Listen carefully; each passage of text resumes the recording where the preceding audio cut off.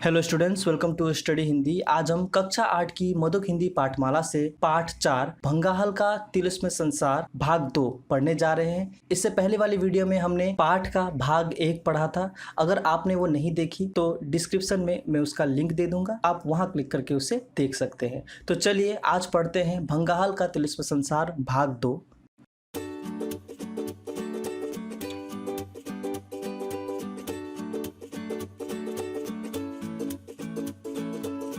कुक्कड़गुंदा से 7 किलोमीटर आगे है पलाचक। यह भी उहल नदी के किनारे बसा है। यहाँ लकड़ी से निर्मित वन विभाग का विश्राम गृह है।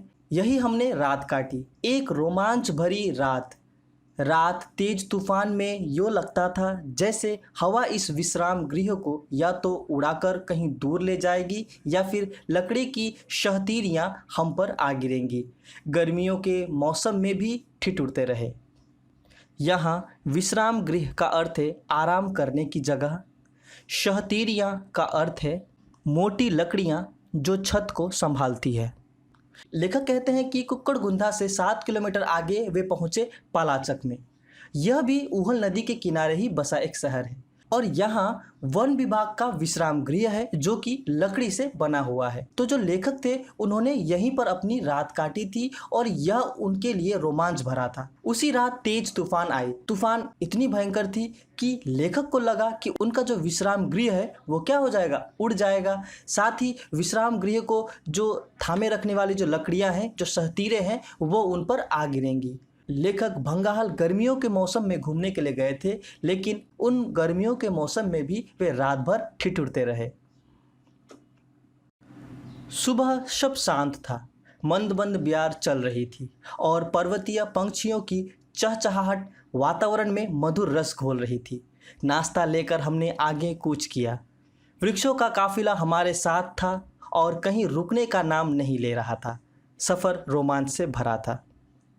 यहाँ मंद मंद ब्यार का अर्थ है धीमी धीमी चलती हुई ठंडी हवा। कूच का अर्थ है चलना शुरू करना। तो जब सुबह हुई तब लेखक ने महसूस किया कि ठंडी ठंडी हवाएं क्या हो रही हैं, बह रही हैं और पक्षियों की चहचहाहट से पूरा वातावरण गूंज उठा है।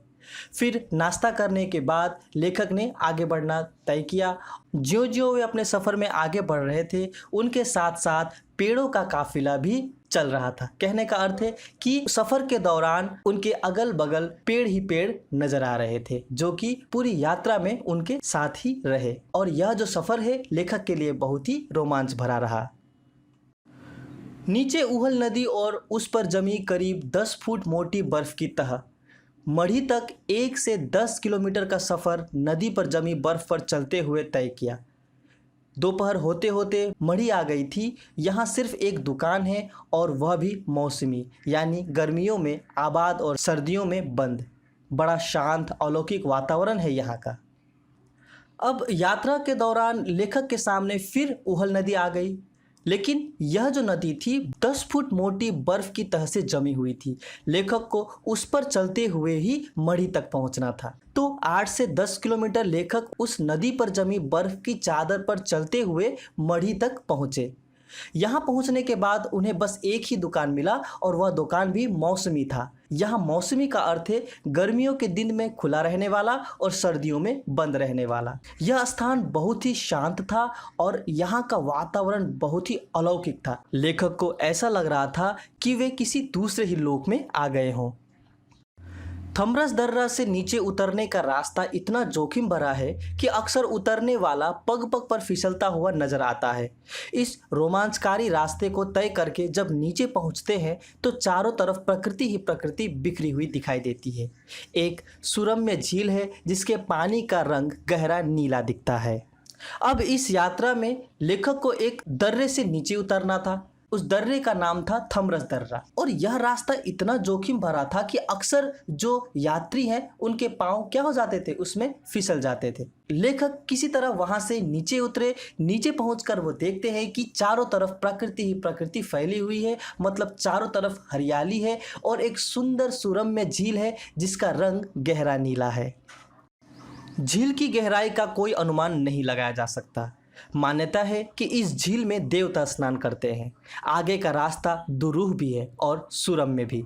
तकरीबन 7 किलोमीटर के इस सफ़र में रंग बिरंगे छोटे छोटे फूल, जड़ी बूटियों के पौधे, भोजपत्र के पेड़, अन्य वन्य प्राणी हमारा स्वागत करते दिखते हैं। हिमाचल का राज्य पक्षी मोनाल और बर्फ में पाए जाने वाला भालू भी कुछ खुशनसीब लोगों को दिख जाता है।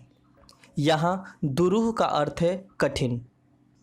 तो लेखक कहते हैं कि उस सुंदर गहरे नीले झील की गहराई का कोई अनुमान नहीं लगाया जा सकता और यह मान्यता है कि उस झील में स्वयं देवता क्या करते थे, स्नान करते थे। वहां से आगे का रास्ता और भी अधिक कठिन था, लेकिन कठिन होने के साथ साथ सुंदर भी था। तकरीबन 7 किलोमीटर के इस रास्ते में लेखक को कई सारे छोटे छोटे फूल, जड़ी बूटियों के पौधे, कई विभिन्न तरह के पेड़, वन्य प्राणी दिखते हैं। लेखक कहते हैं कि हिमाचल का राज्य पक्षी जो है मोनाल और बर्फ में पाए जाने वाला जो भालू है, वो भी कई खुशनसीब लोगों को इस यात्रा के दौरान दिख जाते हैं। भंगाहल घाटी में पहुंचने से पहले आता है कालीहणी दरिया। इस दरिया पर लकड़ी का परंपरागत पुल बना है। इसे पार करके आगे चलते हुए सुरमई रावी नदी की छटा अभिभूत कर देती है। भंगाहल इस नदी के दाईं तरफ स्थित है और यहाँ रावी और कालीहणी दरिया का मनोहारी संगम होता दिखता है। यहाँ सुरमई का अर्थ है सुरमे के रंग में रंगा हुआ, अर्थात हल्का नीला या काला। अभिभूत का अर्थ है भाव विभोर करने वाला, अर्थात मोह लेने वाला। लेखक कहते हैं कि भंगाहल घाटी में पहुँचने से पहले एक कालीहनी दरिया आती है और इस दरिया पर लकड़ी का एक पुल बना हुआ है जो कि बहुत ही परंपरागत है। इस पुल को पार करते हुए इसके नीचे जो नदी है रावी नदी, इसकी सुरमई छटा देखने को मिलती है और नदी की सुंदरता यात्रियों को भाव विभोर कर देती है। भंगाहल इसी नदी के दाएं तरफ स्थित है और इसी जगह पर रावी नदी और कालीहनी दरिया का संगम होता है, मेल होता है। इन दो नदियों के मेल होता हुआ वह दृश्य बहुत ही सुंदर और मनोहारी दिखाई पड़ता है। रावी नदी का उद्गम इसी घाटी के रई गाहर नामक स्थल से होता है, जिसे कुछ लोग हनुमान किला भी कहते हैं।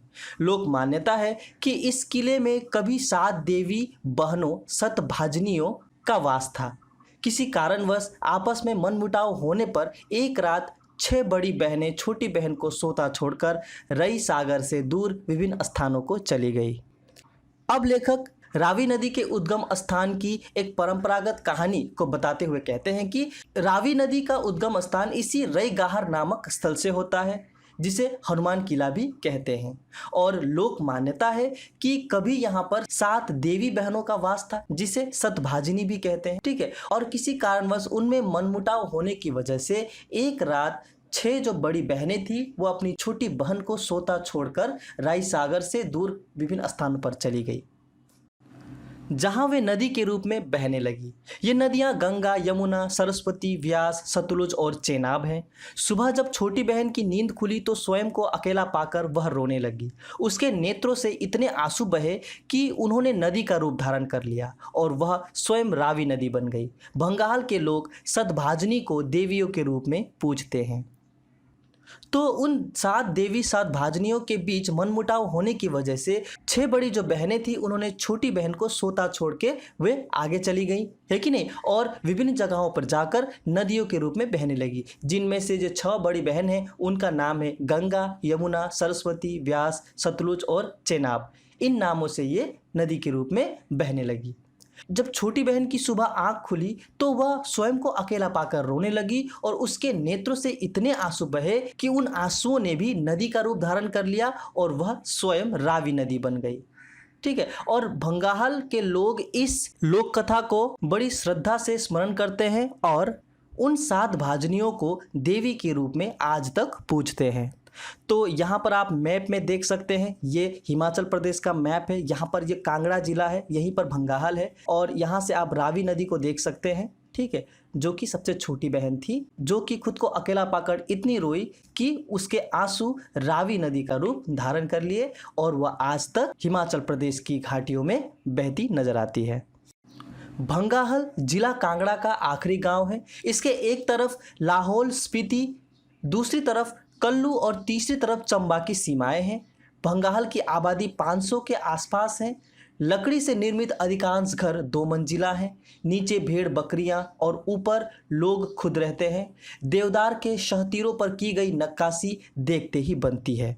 यहाँ नक्काशी का अर्थ होता है खोद खोद कर बनाए गए बेलबूटे या आकृतियां।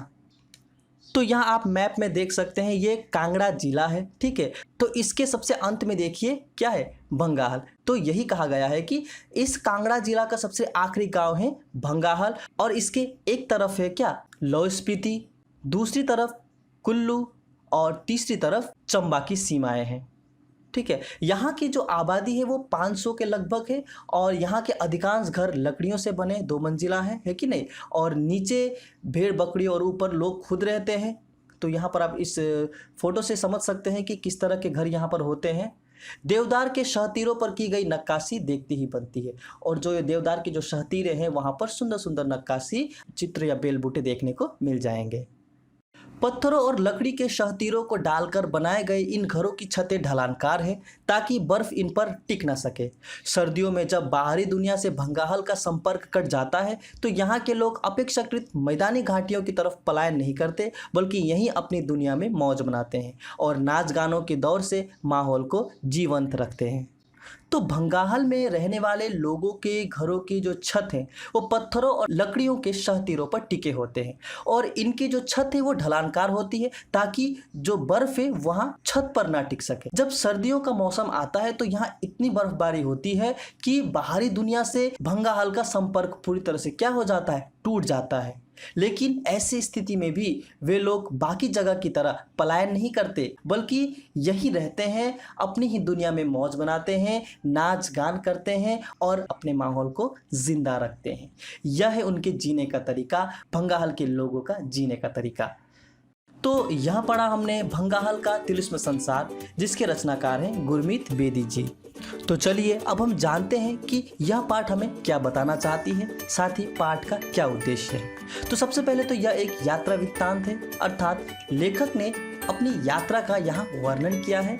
यात्रा में आने वाली विभिन्न कठिनाइयों और मनोरम स्मृतियों को उन्होंने यहाँ पर हमारे समक्ष रखा है।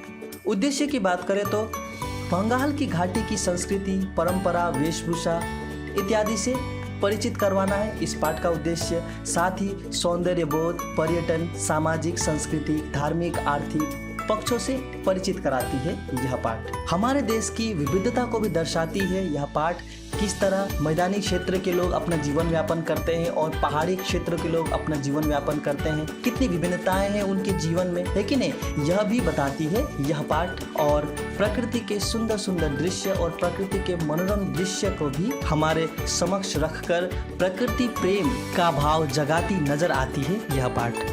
तो उम्मीद करता हूँ कि आपको यह पाठ समझ में आ गया होगा। इस पाठ के जो भी उद्देश्य हैं वो आपको समझ में आ गए होंगे। यदि कहीं आपको समस्या हो तो आप उसे मुझे कमेंट सेक्शन में लिखकर पूछ सकते हैं। साथ ही अगर आपको इसी तरीके से पुस्तक की बाकी कहानियों पर भी वीडियो चाहिए तो आप ज़रूर उसे मुझे कमेंट सेक्शन में लिख के बताइएगा। तो मिलते हैं अपने अगले वीडियो में, तब तक के लिए थैंक यू फॉर वॉचिंग।